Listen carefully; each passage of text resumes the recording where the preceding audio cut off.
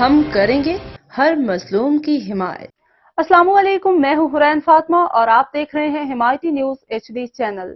نظر ڈالتے ہیں آج کی اہم خبروں پر۔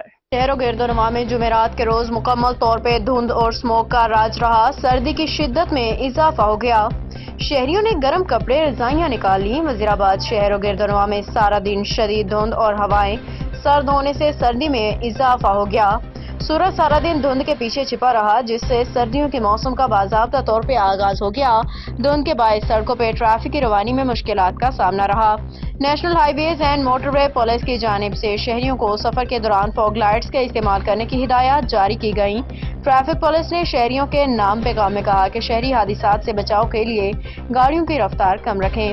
سردی کے ساتھ ہی گرم پکوانوں کی مانگ میں بھی اضافہ ہو گیا، جبکہ لنڈا بازار میں رونقیں بھی سج گئیں۔